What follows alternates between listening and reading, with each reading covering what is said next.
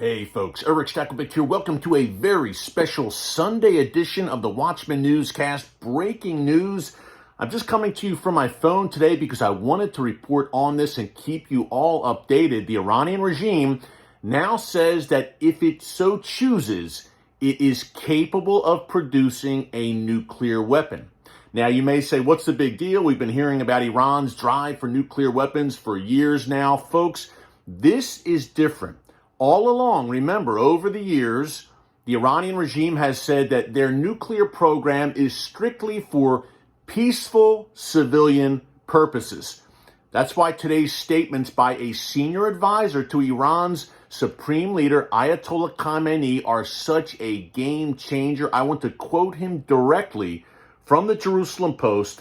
A senior advisor, I'm just reading off my laptop here, I don't want to misquote him, a senior advisor to Iran's Supreme Leader Ali Khamenei told Al Jazeera's Arabic service today, Sunday, July 17th, that Iran is technically capable of making a nuclear bomb, but it has not decided yet whether to proceed. Now, to quote him directly, and his name is Kamal Karazi, again, a senior advisor very close to Iran's Supreme Leader, he said, quote, "In a few days, we were able to enrich uranium up to 60%, and we can easily produce 90% enriched uranium. Iran has," he says, "the technical means to produce a nuclear bomb." There you go. But there has been no decision by Iran to build one yet, he says. Now, he went on to say that in any future nuclear talks between the Iranian regime and world powers, including the United States, Iran's ballistic missile program and its sponsorship for terror organizations across the region are not on the table. Not even up for discussion, he says. Again, the senior advisor to Iran's supreme leader. Folks, let's break this down real quick. He's owning the fact that Iran has produced 60% enriched uranium, well on their way to the bomb. And hey, if we want 90%, it's at our fingertips. We are capable of the bomb. We just haven't decided yet whether we want to or not. Well, folks, guess what? They've made the decision, not recently. That decision was made by the Iranian regime decades ago to pursue nuclear weapons. If you had any doubt, look no further than that large treasure trove of sensitive Iranian documents that Israel's Mossad was able to get a hold of in a daring mission in Tehran. Again, back in 2018, then Prime Minister Benjamin Netanyahu revealed these documents to the world, which gave a lot of in-depth inside information on the process the Iranian regime was undergoing on its way to nuclear weapons. Now, a senior advisor to the Supreme Leader is just saying they're not trying to hide it now, folks. That's why it's so important, and that's why we had to come to you with this breaking news.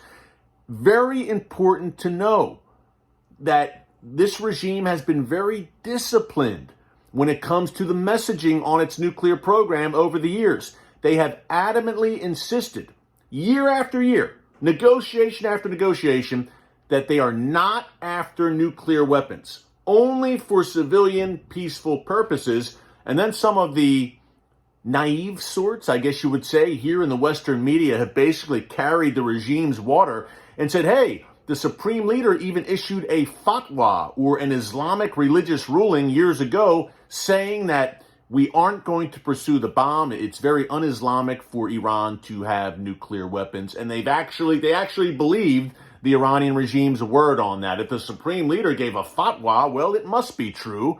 That's what you're dealing with here in the West, where I'm sitting right now. And that is why you have the West, including the United States, still pining for a brand new Iran nuclear deal. Now, again, game changer here. The Iranian regime laying down the gauntlet one day after Joe Biden leaves the Middle East, that 4-day trip to Israel and Saudi Arabia, of course. He leaves and Iran says, guess what? We're ready. If we want the bomb, we can have it. First time they've used that sort of pointed rhetoric, and they're saying, we're right there. He didn't say anything about peaceful purposes, did this advisor, Kamal Karazi, this advisor to Ali Khamenei. No, he was talking about a nuclear bomb, a military nuclear program. Hey, we've known that all along. Israel's known it. The U.S. has known it. The West has known it. But to hear Iran say it is another thing entirely.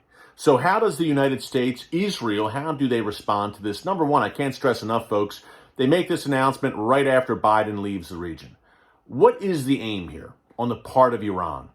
Either it's to intimidate the United States and world powers back to the negotiating table, where Iran is essentially saying now, hey, we're this close to the bomb. Don't tempt us. We haven't decided yet whether we want it, but if we want it, we can have it, and we can have it quick. So perhaps they expect the West, the United States, to jump and say, oh my word, we better negotiate with them and give them whatever they want so they don't break out and announce that they have the bomb or even test the bomb. So the blackmail extortion strategy that the Iranian regime has used to great effect, I might add, for years now, look no further than the 2015 Iran nuclear deal and to 2022, when the United States, Britain, France, Germany, Western powers, along with Iran's good friends, Russia and China, again, are trying to cement a brand new Iran nuclear deal. So is this part of the blackmail, extortion, scare tactics by the Iranian regime scaring the U.S. and the West back to the negotiating table? Or is it just a sign that Iran says the deal's dead? No more Iran nuclear deal. It's over. We don't care what you say. We're breaking out. We're going to do our thing.